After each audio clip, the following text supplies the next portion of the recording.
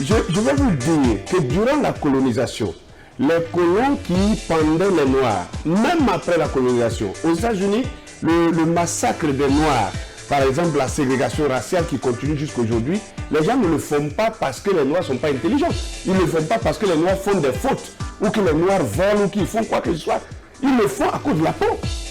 Et je veux vous dire que moi j'ai des images où c'est les pasteurs ou des croyants, soi-disant, ces colons blancs avaient la Bible quand ils pendaient les Noirs.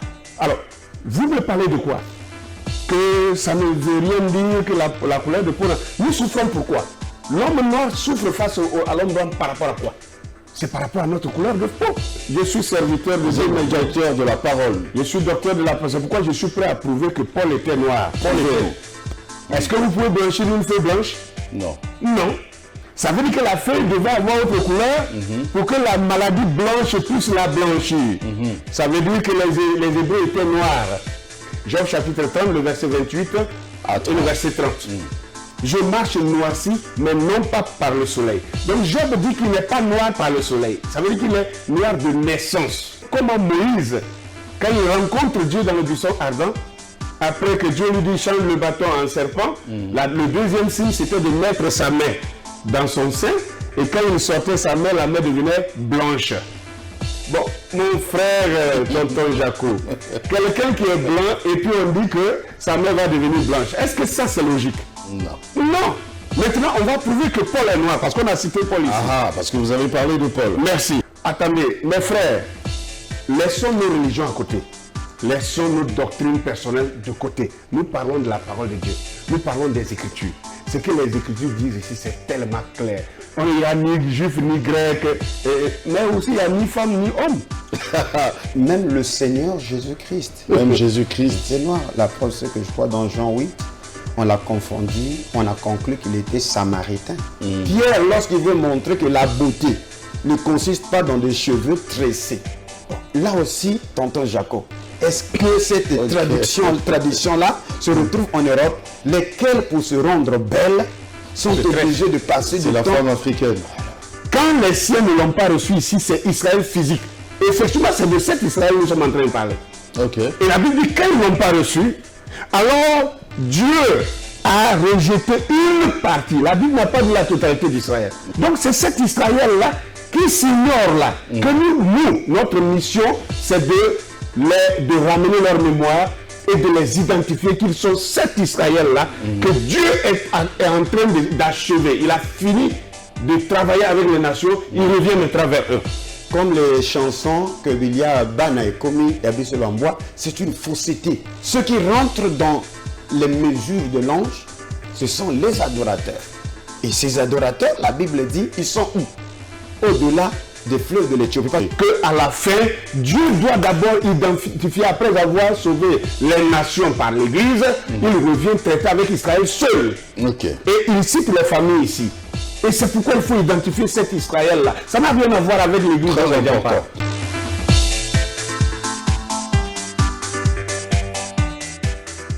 Mesdames, Messieurs, bienvenue.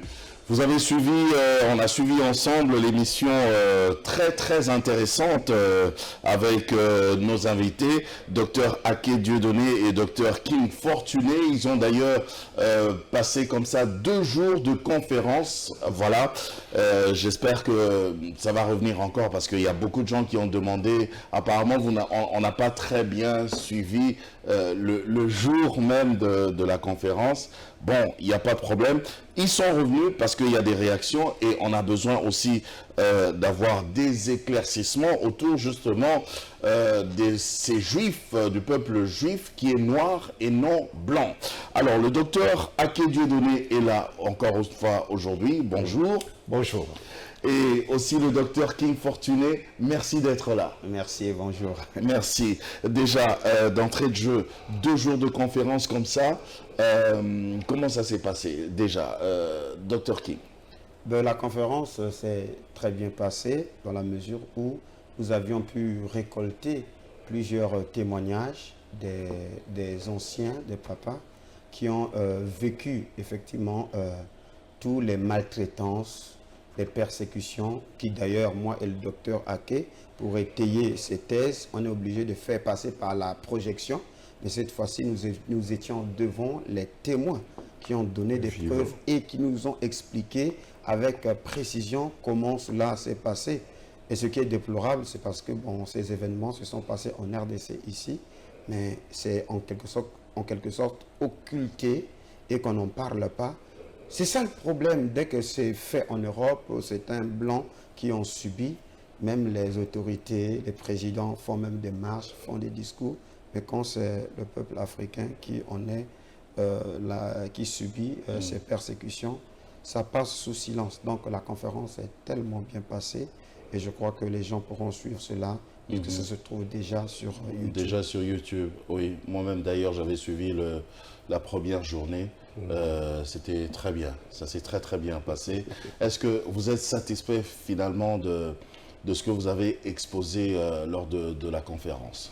Bien sûr, nous sommes satisfaits parce qu'il n'y avait pas que les gens qui étaient dans la salle. Nous étions suivis par au moins 650 personnes en ligne, 50 personnes en ligne de tous les pays, des Antilles, de Guadeloupe, de Haïti, de France, des États-Unis, même de la Russie, d'Afghanistan. Afghanistan. Oui, Chine, des gens connectés un peu partout qui ont suivi en direct. Donc, nous pouvons dire que nous sortons de là très satisfaits parce que le message est passé. Le message est passé dans le sens où on a vu des témoins vivants, puisque j'ai parlé un peu des martyrs, des massacres, n'est-ce pas, du temps du roi Léopold II, ici au Congo, qui faisait couper les mains des gens et toutes sortes de maltraitances, des tueries. Et même l'histoire retient que ce monsieur a fait tuer plus de 10 millions de Congolais. Et si l'histoire des Blancs même reconnaît 10 millions de Congolais tués par cet homme-là, moi je dis que quand le Blanc reconnaît 10 millions, il faut multiplier minimum par deux. Par deux. Donc, et il y avait des témoins vivants, des rescapés de ces souffrances-là congolais. Il y avait un papa qui était là et qui a donné son témoignage, c'était émouvant. C'était un papa qui avait aussi les mains coupées, non? Non, lui n'a pas eu les mains coupées. Mais qui a vécu cette période-là. Il a vécu cette période-là parce que, dit-il, qu'il était même... Il avait 7 ans quand il a pu se rendre aux côtés de papa Simon Kimbangu. Et donc son père même était l'un des plus proches qui ont été condamnés lors du jugement de Simon Kimbangu. Et donc ils ont vécu tellement de tortures, tellement de choses que lui-même il ne savait pas qu'il survivait et aujourd'hui il est encore vivant pour nous donner ce témoignage. Donc ça a été vraiment une satisfaction de notre part. Ah ben c'est très bien. Alors, avant d'évoluer justement dans cette, on va dire, la deuxième partie d'ailleurs de cette émission, je vais vous proposer, et je propose aussi à nos téléspectateurs, une vidéo. Il y a quelqu'un qui a parlé, il s'appelle Michel Abraham Baril, c'est aussi un enfant de Dieu. Il a parlé depuis Paris, France. Voilà, il a donné son avis par rapport à la première émission. On va regarder ça et comme ça vous allez réagir, répondre à chaud. À tout de suite. Bonjour Tonton Jaco, je réponds à ton invitation suite à un débat que je regardais hier sur des personnes qui nous instruisaient en nous disant que les juifs étaient noirs à l'origine. Oui, et quoi? On ne dit pas forcément le contraire, mais ça ne nous sert de rien. Notre priorité, c'est de grandir dans la stature et dans l'esprit de Christ, de passer par le baptême des eaux, mourir à la croix, et ensuite ne pas s'arrêter là, aller au baptême du Saint-Esprit pour grandir, avoir l'esprit de Christ qui vit en nous, que ce soit Christ qui vit en nous, et que ce ne soit plus nous qui vivions. Donc peu importe que nous soyons noirs, blancs, jaunes, verts, ce que nous devons être, c'est enfants de Dieu en Christ. Qu'est-ce qu'il est dit dans la parole? Si nous avons connu Christ selon la chair, nous ne le connaissons plus de même. Voilà, toutes choses sont devenues nouvelles. Les choses anciennes sont passées. Cela vient de Dieu qui nous a donné la parole de réconciliation. Nous faisons fonction d'ambassadeurs, d'imitateurs de Christ. Et Dieu nous supplie par nous que justement les gens soient réconciliés avec Dieu. Donc c'est ça notre importance, c'est de grandir notre stature dans Christ. Il n'y a que comme ça que nous pourrons évoluer, grandir, etc. Il faut arrêter avec tous ces débats stériles qui divisent. Et qu'il est celui qui divise, c'est dans Jean 8, c'est le prince du mensonge, celui qui a été meurtrier depuis le départ. Si nous avons reçu la parole de réconciliation, nous ne devrons pas devenir des gens qui divisent. Donc tout ça ne sert à rien. N'êtes pas les enfants de Dieu à grandir dans la stature de Christ. Aujourd'hui, il y a beaucoup d'églises justement qui se sont égarées par des esprits séducteurs. D'ailleurs, la parole nous en avertit également. Soyons donc attentifs à grandir dans le discernement des esprits. Et voilà, et grandissons plutôt aussi dans le mystère du Christ, le mystère de son sang. Donc dans Jean 8, celui qui boit mon sang, celui qui mange ma chair, je demeure en lui, il demeure en moi, je le ressusciterai et il aura la vie éternelle. Voilà. Combien aujourd'hui dans des églises sont des fidèles qui boivent et qui mangent le sang et le corps du Christ pour s'élever en Christ et permettre que le Saint-Esprit vienne nous instruire dans toute la vérité. Voilà. Donc j'espère que cela répondra à notre discussion que nous avons eue ce matin, et que cela pourra servir dans ce débat pour conduire les gens à grandir dans la stature de Christ. Que Dieu vous bénisse abondamment, qu'il vous renouvelle dans l'intelligence et dans la sagesse, dans la connaissance de Dieu, et que nous puissions grandir dans la stature de Christ. C'est là notre seul salut. Méfions-nous de tous les esprits menteurs qu'il y a en ce moment, les esprits qui essaient de détourner de la parole, car je pense que l'Afrique va tirer son épingle du jeu de la chute de la nouvelle Babylone et de l'Occident, et que justement le diable passera par là aussi pour empêcher cela. Alors grandissons en Christ. Alléluia, notre Dieu est grand, il est vivant. Amen. Il s'appelle Michel Abraham Baril. C'est un enfant de Dieu. Il est blanc, il n'est pas noir. Mais seulement il n'a pas un problème par rapport à la couleur de la peau. Vraiment, lui, il voit les enfants de Dieu et tout ça. Donc, il ne comprend pas, d'ailleurs, le bien fondé de votre démarche. Docteur Aké, si vous pouvez réagir à chaud. Merci. Je lui dirais excusez-moi, on est tous des enfants de Dieu. Moi, je l'ai écouté puisqu'il nous a envoyé le message à nous. Il vous a envoyé au travers de vous pour que nous écoutions. Et nous avons écouté et je m'attendais à ce qu'il vienne avec des éléments pour démentir ce que nous avons dit, mais il s'est évertué à dire simplement que cela n'est pas important. Alors, moi, je suis un peu sur ma soif parce que quelque chose qui n'est pas important pour vous n'est pas forcément aussi ne peut pas être important pour quelqu'un d'autre. Voyez-vous? Je vais vous dire que durant la colonisation, les colons qui pendaient les Noirs, même après la colonisation, aux États-Unis, le massacre des Noirs, par exemple la ségrégation raciale qui continue jusqu'à aujourd'hui, les gens ne le font pas parce que les Noirs ne sont pas intelligents. Ils ne le font pas parce que les Noirs font des fautes, ou que les Noirs volent, ou qu'ils font quoi que ce soit. Ils le font à cause de la peau. Et je vais vous dire que moi j'ai des images où les pasteurs ou des croyants, soi-disant, ces colons blancs avaient la Bible quand ils pendaient les Noirs. Ils avaient la Bible quand ils pendaient les Noirs, quand ils les massacraient, c'était avec la Bible. Donc, j'ai la déclaration de, je crois c'est Montesquieu, hier j'ai lu ça à la conférence là-bas, qui disait que ce serait vraiment impossible de croire et de se mettre à l'idée que Dieu qui est bon ait pu mettre un esprit bon et une âme bonne dans un corps noir.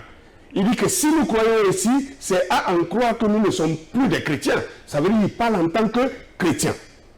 Il dit que nous les chrétiens, et qu'en tant que chrétien, un blanc ne doit pas croire en tant que chrétien que Dieu qui est bon ait pu mettre une âme dans un corps noir.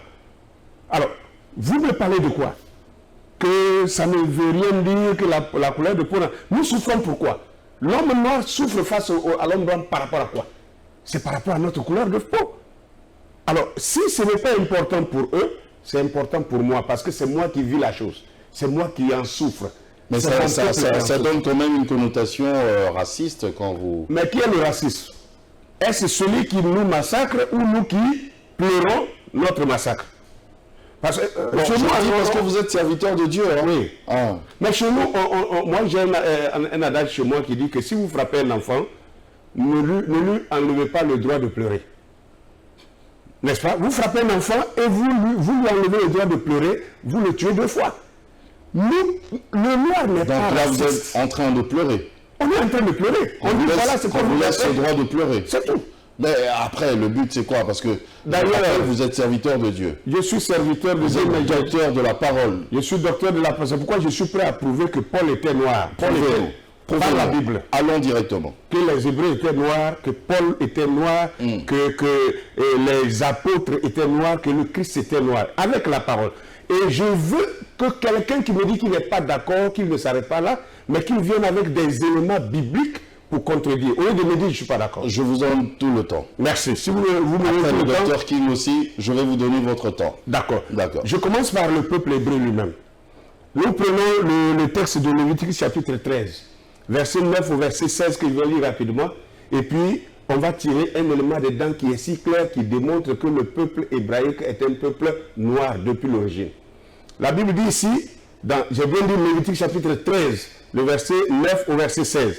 Lorsqu'il y aura sur un homme une plaie de lèpre, on l'amènera au sacrificateur. Le sacrificateur l'examinera. S'il y a sur la peau une tumeur blanche, la Bible dit bien une tumeur blanche, si cette tumeur a fait blanchir le poil et qu'il y ait une trace de chair vive dans la tumeur, c'est une lèpre invétérée dans la peau du corps de cet homme. Le sacrificateur le déclarera impur. Il ne l'enfermera pas car il est impur. Verset 12. Si la lèpre fait une éruption sur la peau et couvre toute la peau de celui qui a la plaie, depuis la tête jusqu'aux pieds, partout où le sacrificateur portera ses regards, le sacrificateur l'examinera. Et quand il aura vu que la lèpre couvre tout le corps, il déclarera celui-ci qui a la plaie, il déclarera pur celui qui a la plaie. Comme il est entièrement devenu blanc, il est pur. Écoutez bien, comme il est entièrement devenu blanc, il est pur. Quand on lit, les gens ne voient pas de quoi il est question. Ici, la Bible parle de la lèpre blanche. La lèpre blanche n'a rien à voir avec ce que vous appelez ici Moanza ou quoi là, la lèpre qui coupe les membres, c'est pas de ça. Là-bas. Merci. Ici, il s'agit du vitiligo.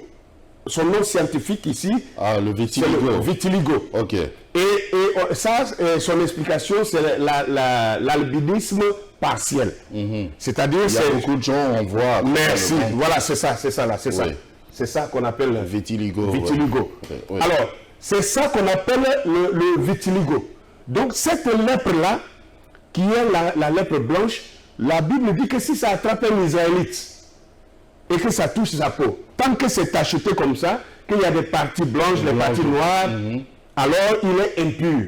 Mais la Bible dit que si le sacrificateur l'observe, le jour où cette blancheur va couvrir tout son Tout le corps, corps. et qu'il n'y a plus de taches noires sur lui, que tout son corps devient entièrement blanc, alors cet homme-là est pur. Ça, c'est une loi lévitique pour le peuple d'Israël. Juste parenthèse, qu'est-ce qui vous fait dire que la Bible parle ici de vitiligo et non de la lèpre? Non, mais parce que la Bible dit la lèpre blanche. La lèpre blanche, vous pouvez appeler n'importe quel médecin et vous dira la même chose. C'est vitiligo. Ça n'a rien à voir avec D'accord. la lèpre qu'on D'accord. connaît. Allez-y. Vous voyez un peu, non? Oui. Maintenant, on dit, puisqu'il est devenu entièrement blanc, ça veut dire qu'il n'était pas blanc au départ. Et cette lèpre-là, c'est une blancheur, c'est-à-dire c'est une maladie qui suce, qui enlève la mélanine sur la peau. Oui. Voyez-vous? Et l'absence de la mélanine le rend entièrement blanc. Un peu comme les albinos. Ça veut dire qu'il n'était pas blanc au départ. Est-ce que vous pouvez blanchir une feuille blanche? Non. Non. Ça veut dire que la feuille devait avoir autre couleur pour que la maladie blanche puisse la blanchir. Ça veut dire que les Hébreux étaient noirs. Et que le vitiligo les rend blancs. C'est aussi clair que ça. À moins que quelqu'un veuille y rentrer dans des débats inutiles. Ça, c'est d'abord un. Je prends le livre de Job. Je crois que j'avais lu ici. Oui, vous avez lu ça ici dans la première version. Vous pouvez relire. Merci. Job dit, je marche noirci, mais non par le soleil. Ma peau noircit et tombe. N'est-ce pas? Je marche, ça c'est Job chapitre 30, pour ceux qui veulent noter. Job chapitre 30, le verset 28 et le verset 30. Je marche noirci, mais non pas par le soleil. Donc Job dit qu'il n'est pas noir par le soleil. Ça veut dire qu'il est noir de naissance. Et Job était un hébreu. Et Job est noir.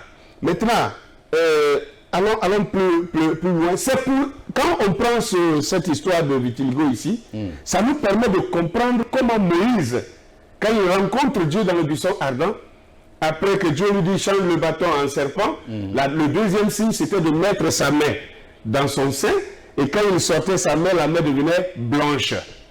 Bon, mon frère tonton Jaco, quelqu'un qui est blanc et puis on dit que sa main va devenir blanche. Est-ce que ça c'est logique? Non. Non.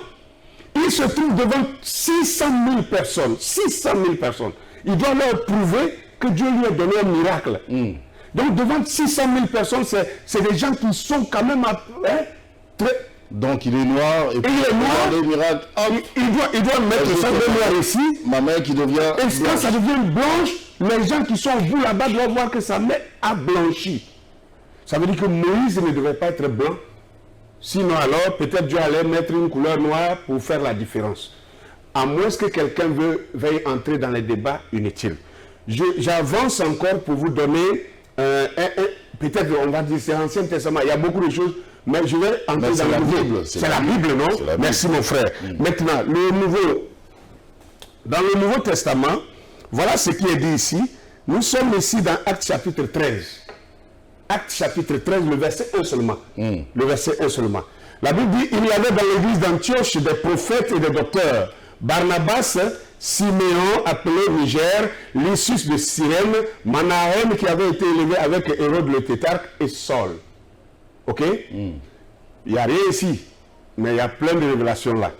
La Bible dit que dans l'église d'Antioche, il y avait des prophètes et des docteurs. Il cite Barnabas.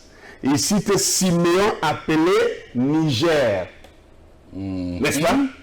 Le mot Niger, en latin comme en hébreu, ça veut dire noir ou nègre. Oui, c'est pourquoi si vous prenez la Bible, le semeur. Niger. Oui. Si vous prenez la Bible, le version semeur, là-bas c'est écrit clairement Siméon surnommé le noir. Bon, dites-moi qu'un blanc qu'on le nomme le noir. Est-ce que c'est possible? Bon, on dit Siméon surnommé le noir et Lysius de Cyrène. Vous savez que l'homme, le seul homme qu'on nous disait qu'il est noir dans la Bible, on dit c'est Simon de Cyrène. Parce qu'il venait de Cyrène. Son pays d'origine. Et la Cyrénaïque, c'était un territoire égyptien. Maintenant, si c'est le cas que Simon de Cyrène était noir parce qu'il vient de la Cyrénaïque, celui-là aussi, la Bible dit Lysius de Cyrène.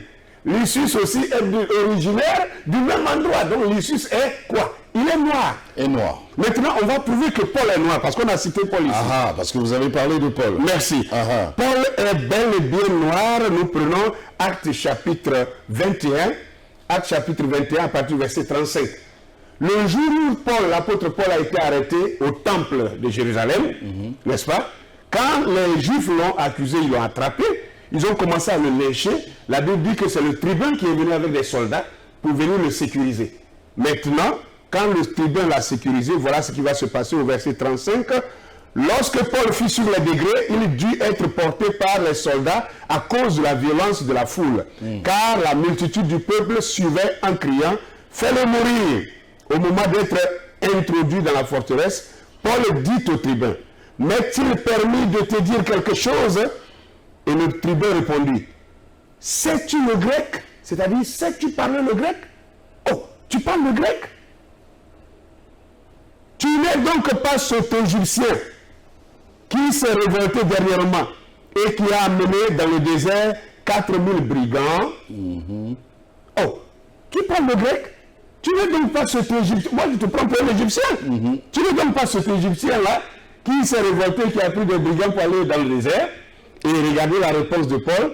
Paul dit, je suis juif, reprit Paul, de Tarse en Cilicie, citoyen d'une ville qui n'est pas sans importance. Permets-moi, je te prie de parler au peuple. Paul répond pour dire, je ne suis pas un Égyptien, je suis juif de Tarse en Cilicie. Maintenant, regardez ce qui se passe. Les Égyptiens étaient noirs, c'était un peuple noir. Et ici, le tribun regarde Paul, il le confond à un Égyptien. Si Paul était blanc, comment alors le tribun devait le confondre? Aurait pu confondre Paul qui est blanc avec un noir. Attendez, mes frères, laissons nos religions à côté. Laissons nos doctrines personnelles de côté. Nous parlons de la parole de Dieu. Nous parlons des Écritures. Ce que les Écritures disent ici, c'est tellement clair. On a beaucoup de choses, comme on est deux, je vais laisser parler mon frère et je reviens. On a trop de preuves, mais je dis qu'après que nous serons passés, quiconque conteste, je veux qu'il vienne aussi avec des Écritures. Qu'il ne s'arrête pas pour balancer des paroles sans fondement. En disant qu'il n'y a ni juif, ni grec, mais aussi il n'y a ni femme, ni homme. D'accord. Docteur King, vous avez aussi beaucoup de preuves apparemment. Hein? Oui, ça fonctionne des preuves. Je pense que c'est même le temps qui va nous faire défaut. On ne peut pas quand même sillonner l'Afrique en quelques minutes. Non, sans avoir assez de preuves. Dans la mesure où on ne se cache pas. On utilise les médias, les conférences. Ça veut dire qu'on est sérieux dans ce que nous faisons. Bon, moi j'ai... Donc déjà, vous approuvez que même Paul était noir. Même le Seigneur Jésus-Christ. Même Jésus-Christ était noir. La preuve, c'est que je crois dans Jean 8, on l'a confondu, on a conclu qu'il était samaritain. Pour les Juifs, ils ont dit que nous voyons que tu es un samaritain. Et donc, les Samaritains étaient noirs? Les Samaritains étaient noirs. La péninsule de l'époque de Jésus. Le Moyen-Orient était... Enfin, excusez-moi avec mes questions, mais allez-y, je vous donne du temps aussi. Je suis trop curieux. Nous venons de suivre l'exposé ou la pensée de notre cher ami et aussi compagnon dans le ministère. Frère Michel. Frère Michel. Et d'ailleurs, Michel Abraham. Je suis d'accord dans la mesure où chacun est libre d'exprimer son opinion. Il a soulevé quelque chose de très capital sur la nouvelle naissance. Moi, je pense que nous sommes précis ici. Ici, les conférences ont un sujet. S'il s'agissait de la prospérité, on parlerait de la prospérité. S'il s'agissait de la délivrance, on parlerait de la délivrance. Mais ici, et même de la nouvelle naissance aussi. De la nouvelle naissance, on va développer sur la nouvelle naissance. Mais ici, le thème Vous n'êtes pas contre tout ça? Nous sommes d'abord des pasteurs. Et nous enseignons toutes les recommandations du salut à l'Église. Vous n'avez qu'à nous inviter et vous fixer un sujet. Et même notre pasteur peut nous inviter sur un sujet comme la nouvelle naissance. Il verra que nous sommes de connivence avec lui. Mais ici, il s'agit des Hébreux. Il s'agit ici de faire une étude approfondie sur qui sont les Hébreux de la Bible. Et on ne peut pas parler d'Israël et surtout la problématique du scellement des 144 000 Israélites si nous ne connaissons pas qui sont réellement ces Israélites-là. Vous voyez? Et donc, depuis l'enfance, nous avions pensé que les Israélites sont blancs parce qu'on nous a montré effectivement l'Israël, la nation qui a été créée en 1948 et que tout un chacun de nous a une conscience que Israël est blanc. Et lorsque tout le monde voyait qu'Israël est blanc, personne n'a dit que c'était le racisme. Juste une parenthèse.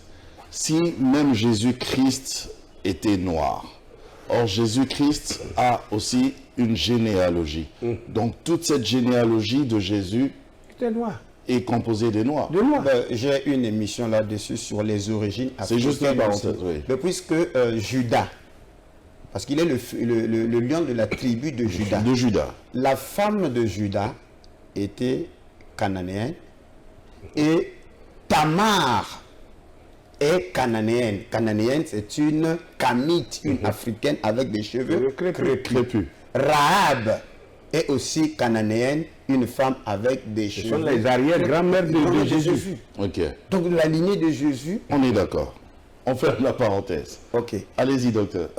Donc je disais que la Bible dit que toute écriture est inspirée de Dieu, utile pour enseigner.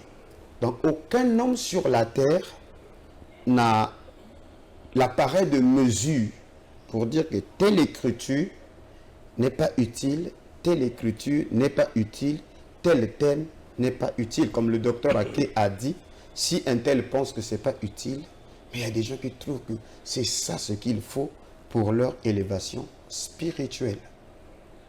Nous pensions que quelqu'un devait nous amener quelques preuves, des éléments contradictoires pour nous pousser à réfléchir. Mais vous parlez de l'élévation spirituelle, mais bon, savoir que je suis juif, quelle élévation spirituelle ça m'apporte? Mais Parenthèse, hein. Mes questions de curiosité, ça va. voilà pourquoi c'est très capital ce sujet sur qui est juif. Parce que selon Deutéronome 28, le verset 68, écoutez ce que les Saintes Écritures Deutéronome 26. 28, 28. le verset 68, il est dit: et l'Éternel te ramènera sur des navires en Égypte. C'est-à-dire l'Égypte, c'est l'Afrique. Et tu feras ce chemin dont je t'avais dit, tu ne le verras plus. Là, vous vous offrirez en vente à vos ennemis comme esclaves et comme servantes. Deutéronome 28, que nous enseignons, les bénédictions et les malédictions, ce sont des sentences et des imprécations que Moïse prononce sur Israël en cas de désobéissance. Donc la dernière sentence qui devait arriver à Israël, c'est le retour en Afrique afin de subir la servitude, l'esclavage. Parce que Dieu les a fait sortir de l'Égypte où ils ont été opprimés pendant quelque temps pour qu'ils héritent le pays de la promesse. Et en cas de désobéissance, ils repartiront en Afrique. Cette fois-ci, ça sera pour purger leur peine. Maintenant, voilà pourquoi dans Lévitique 26, il dit qu'il va les déraciner de leur terre et les disperser. Alors, lorsqu'ils sont devenus tout un royaume au temps de David et de Salomon, après la mort de Salomon, il y a eu schisme. Il y a eu la création du royaume du Nord qui est constitué de 10 tribus qu'on appelle Éphraïm, ou les 10 tribus, ou le royaume d'Israël, et la tribu de Juda, la tribu de Benjamin et la tribu de Lévi. Ce sont ceux-là qui ont constitué le royaume du Sud, ou le royaume de Juda. Et les deux royaumes sont restés toutefois en guerre. Il y a eu des animosités. Alors, dans Ésaïe 7, le verset 14, je crois que vous êtes serviteurs de Dieu, d'autres sont des chrétiens, tous, lorsqu'on dit le signe qui a été donné de la conception d'une vierge, la première idée c'est qui? C'est Emmanuel, c'est le Seigneur Jésus-Christ. Mais prophétiquement, ça ne s'adressait pas directement à Marie. Cette prophétie était en rapport avec le signe que le roi Akaz devait demander à l'Éternel. Et comme il avait refusé de tenter l'Éternel, le Seigneur a dit à Ésaïe, l'Éternel lui-même vous donnera un signe, une vierge concevra. Et dans Ésaïe 8, c'est Ésaïe qui va vers une prophétesse qui était vierge et qui a conçu un enfant qui était le troisième enfant du prophète Ésaïe. Et la Bible dit que quand l'enfant commencera à dire papa et maman, c'est en ce moment-là que le royaume du Nord, c'est-à-dire le roi d'Israël et le roi de Syrie, qui s'étaient associés pour vouloir détruire le royaume de Juda, commencera la dispersion. Où il dit que le signe que je vous donne, c'est que le royaume du Nord, c'est-à-dire les 10 tribus, ils seront en dispersion ou en déportation. Et donc, cette déportation commence effectivement en 734 avant Jésus-Christ, lorsque le roi assyrien, que l'on appelle Tiglath-Pileser, vient pour annexer le royaume du Nord. Et qui sera repris plus tard par Salmanasar V, qui emprisonne le dernier roi d'Israël, c'est-à-dire Osée, de 727 jusqu'à 722. Il pose le siège de la Syrie, de Samarie, et en fait en 721, c'est là où il y a destruction de Samarie et Israël a été une Dans partie. toute la Samarie, ils étaient des Noirs, hein, les Samaritains. Attends, j'explique, j'arrive là. Voilà pourquoi. Donc les Hébreux ont été pris et les annales assyriens indiquent qu'il y a eu 27 290 Israélites qui ont été emmenés, déportés en Assyrie. Le reste qui était resté, ils ont fui en Afrique. Ok? Et dans Osée chapitre 9, le verset 6, la Bible dit, voici, ils partent à cause de la dévastation. Il dit, ils ne resteront pas dans le pays de l'Éternel, Ephraïm retournera en Égypte, c'est-à-dire l'Afrique. Au verset 6, Osée chapitre 9, il dit, voici, ils partent à cause de la dévastation. L'Égypte ou l'Afrique les recueillera, Monf leur donnera, ou Memphis leur donnera des sépulcres. Donc, vous voyez qu'après les invasions assyriennes, la masse, les 10 tribus, ils ont fui en Afrique parce qu'ils ont un lien profond avec l'Afrique, puisque Ephraïm et Manassé, ce sont des Juifs d'origine aussi égyptienne, puisque les fils de Joseph avaient pour mère une Égyptienne. Okay? Donc nous comprenons par là qu'une grande partie du royaume du Nord, les 10 tribus, se retrouvent en Afrique. Les Samaritains sont venus comment? Le territoire a été libéré et le roi assyrien a pris les gens qui étaient à Babylone et partout dans l'Asie mineure. Il est venu les placer dans le territoire qui était habité par les Israélites. Ce sont ceux-là qu'on appellera plus tard les Samaritains. Ils ne sont pas blancs, ils sont des Noirs. Okay. Alors, le royaume du Sud, c'est-à-dire le royaume de Juda qui reste, en 606, à cause de la désobéissance, Nebuchadnezzar vient pour imposer un tribut. Là, nous sommes en 606. Et il déporte les princes, parmi lesquels il y a Daniel. Et en 597, il vient pour prendre les cadres, les militaires, les religieux, parmi lesquels il y a le prophète Ézéchiel. Nebuchadnezzar, il était noir?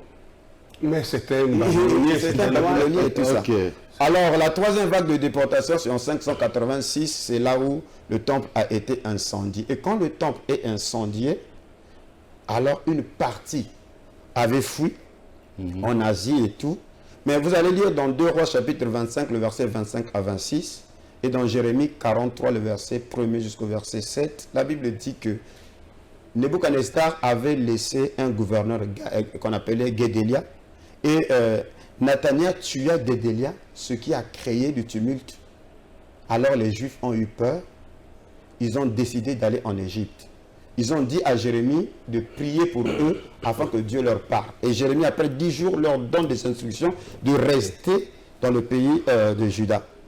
Et ils ont refusé, ils ont pris Jérémie, ils ont pris Baruch, et tout le peuple de Juda, tous, ils ont fui en Égypte, en Afrique. Voilà pourquoi vous allez lire que le livre de Jérémie a été achevé en Afrique. Ouais. Les dernières prophéties sur la destruction de l'Égypte et d'autres nations ont été faites ici en Afrique. Donc Jérémie a achevé sa course ici en Afrique. Qu'est-ce que je veux prouver par là? Que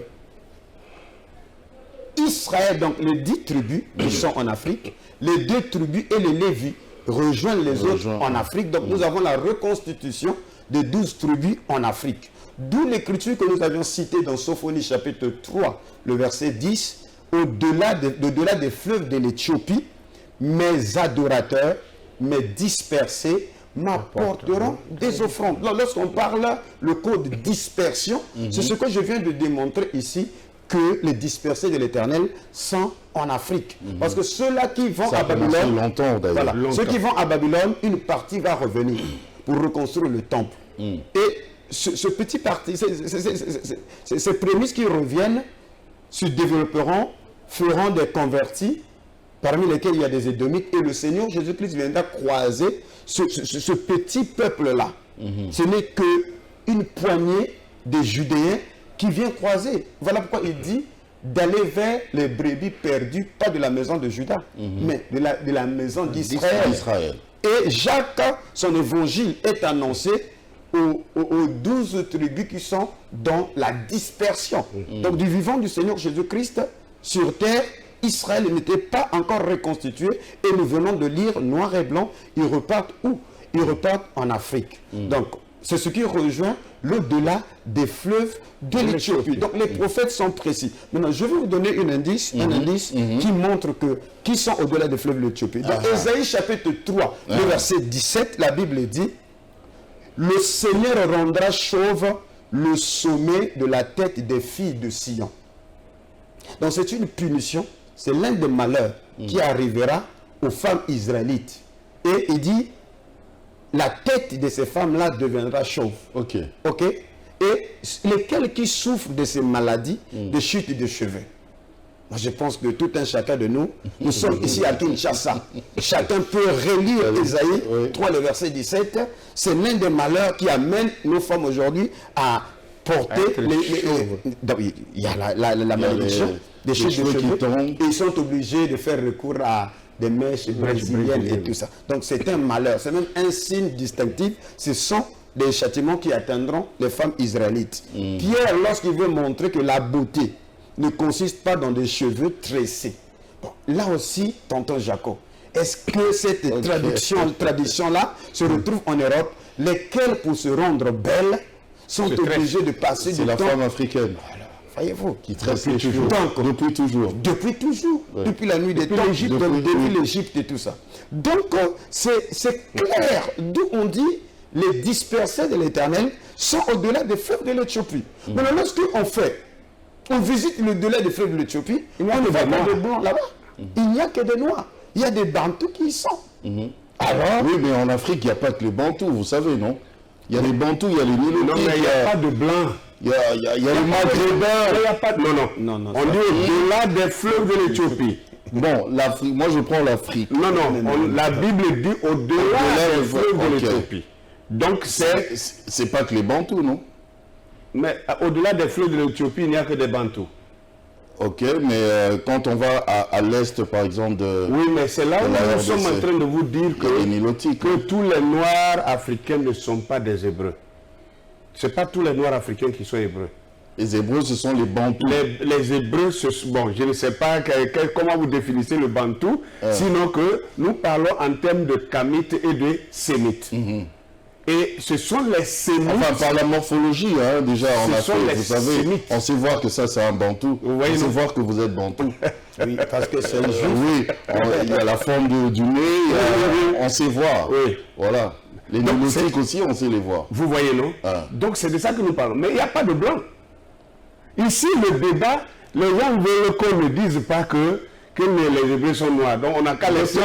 Qu'est-ce qui vous dérange vraiment après ce n'est pas moi qui suis dérangé. Qui sont bien d'ailleurs. Qu'est-ce qui dérange? Ce n'est pas moi qui suis dérangé. C'est ceux qui contestent qui sont dérangés. Parce que moi, je ne fais que... Vous avez posé une question, j'attendais qu'il réponde, il a parlé, il a oublié ça. Vous avez dit, mais quel bien ça... En fait, ça apporte quoi? Quel avantage? Voilà, je le sais, oui, et après? Merci. C'est là où je vous dirai ceci. Je suis chrétien, enfant de Dieu, et puis on évolue. Je suis né dans une famille royale, par exemple. Un exemple, hein? Je suis né dans une famille royale. Donc, mon père est roi. J'ai du sang royal qui coule en moi. Et un matin, je sors et je me perds du chemin et je suis perdu. Je me retrouve quelque part dans la brousse et quelqu'un d'autre, un pauvre monsieur, me ramasse en brousse, il ne sait pas d'où je viens et il m'amène chez lui, il me lève dans son campement de pauvres, de misère. Et je grandis là. Et finalement, il m'inculque sa culture, sa langue et son caractère. Et comme ce monsieur, il est pauvre, il est misérable, il est de la basse classe, c'est tout ce qu'il peut m'enseigner. Je grandis avec ça. Donc, je marche sans assurance parce que pour moi, c'est celui-là qui est mon père. Et un matin, je rencontre un autre monsieur qui me dit, maintenant, toi, tu ressembles à quelqu'un. Attendez. Attends, après vérification, il me dit, non, mais toi, ce monsieur qui t'a élevé, il n'a que ton tuteur. Ton véritable père, il est roi. Donc tu es un prince. Il y a du sang royal en toi. Et ton père même n'est pas encore mort, il vit. Et il a issu un grand royaume. Même le monsieur qui est en train de t'éduquer ici, là, il est sous le commandement de ton père. De ton père. Dites-moi, tonton Jaco, que ça ne vous fera rien. Oui, ça va. Alors, Ouais, ça... pourquoi est-ce que les gens me disent que savoir que je suis juif, ça n'ajoute rien ça... Attendez, en fait, les gens font exprès. Parce que Jésus dit, le Seigneur Jésus dit, vous les Samaritains, vous adorez ce que vous ne connaissez pas. Mais nous, les Juifs, nous adorons ce que nous connaissons, car le salut vient des Juifs. À partir du moment même où le salut vient des Juifs, alors un peuple qui voudrait se substituer aux Juifs a pour ambition de se présenter comme ce peuple-là de qui émane ce salut-là. Parce que les Hébreux, à partir du moment où le salut vient d'eux, il y a une certaine supériorité. Parce que Dieu les a appelés le peuple élu, s'il vous plaît. D'accord. Un peuple élu. Maintenant, Jésus, là, il est venu chez les siens, mais les siens ne l'ont pas reçu. Voilà, maintenant, la Bible dit, mais à tous ceux qui l'ont reçu, tous ceux qui l'ont reçu. Mais pourquoi est-ce que vous sautez, vous venez de dire, les siens ne l'ont pas reçu. Quand les siens ne l'ont pas reçu, est-ce que Dieu a fini avec ces siens-là? Non, il vous a zappé, maintenant il va chez à tous, il va chez tous. Bon, d'accord. Maintenant, je vous rappelle une écriture que vous ne savez peut-être pas. Aidez-nous, docteur. Romains chapitre 11, versets 25 à 26. Peut-être qu'il faut qu'on le lise rapidement. Romains 11, 25 à 26 nous dit quelque chose de très important. Docteur, il pourra compléter. Je sens que ça chauffe de son côté. Oui. C'est très intéressant cette émission. Romains 11, 25 à 26 nous dit ceci. Car je ne veux pas, frère, que vous ignorez ce mystère, afin que vous ne vous regardez point comme sages. C'est qu'une partie d'Israël est tombée dans l'endurcissement jusqu'à ce que la totalité des païens soit entrée, et ainsi tout Israël sera sauvé, selon qu'il est écrit. Le libérateur viendra de Sion et il détournera de Jacob l'impiété. Attention, quand les siens ne l'ont pas reçu ici, c'est Israël physique. Effectivement, c'est de cet Israël que nous sommes en train de parler. Okay. Et la Bible dit, quand ils ne l'ont pas reçu, alors Dieu a rejeté une partie. La Bible n'a pas dit la totalité d'Israël. La Bible dit ici, une partie d'Israël a été rejetée. Pour donner place aux païens, aux nations païennes, d'être sauvées. Et quand ces nations païennes auront été sauvées, le dernier païen aura été sauvé, Dieu revient maintenant pour sauver tout Israël. Ça aussi, c'est ça, on vient de lire. Pourquoi vous voulez que les nations soient sauvées et que Dieu oublie Israël qu'il avait retranché? Il n'a pas dit ça. Il dit il les retranche, c'est comme il fait une brèche, et il fait entrer un peuple qui n'était pas compté dès le départ. Et quand ce peuple-là entre, c'est ceux-là qu'on appelle les nations, c'est ça qu'on appelle l'épouse, c'est ça qu'on appelle les chrétiens. Et quand ces gens-là, selon la prédestination, la dernière personne que le Seigneur avait prévu de sauver dans les nations païennes, quand il finit de sauver la dernière personne, il revient, il ferme la porte aux nations, il revient à cet Israël-là pour sauver Israël qu'il avait mis de côté. Donc c'est cet Israël-là qui s'ignore là, que nous, notre mission, c'est de ramener leur mémoire et de les identifier qu'ils sont cet Israël-là, que Dieu est en train d'achever. Il a fini de travailler avec les nations, il revient maintenant vers eux. Donc il est d'abord important avec son vrai peuple qu'ils soient d'abord identifiés pour savoir qu'il s'agit d'eux. Parce que leur retour ne sera pas la même chose que la manière dont Dieu a sauvé les nations. Leur retour se fera par la repentance collective.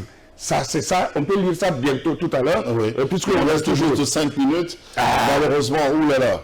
Bon, mais si, dans ce cas, laissez-moi parcourir rapidement quelque chose rapidement. Autrement, en dehors même des écritures bibliques qu'on a encore beaucoup à citer, permettez-moi de vous montrer des écrivains depuis longtemps qui ont écrit, et dans leurs écrits, ils ont tous dit que les Hébreux sont noirs. N'est-ce pas? Je tiens d'abord ici ce livre-là qui est physiquement devant moi, que je montre à l'écran. Ici, c'est écrit « des Jew, un négro ». Ça veut dire le juif est nègre, le juif est noir. Déjà, le thème même vous dit ce que vous pouvez trouver à l'intérieur. Et là, dans ce livre-là, à la page 7, je vais vous lire ça rapidement, il dit, c'est en anglais, hein, en anglais, mais je peux traduire. Il dit, the original Jews were therefore short, dark people of the long-headed type.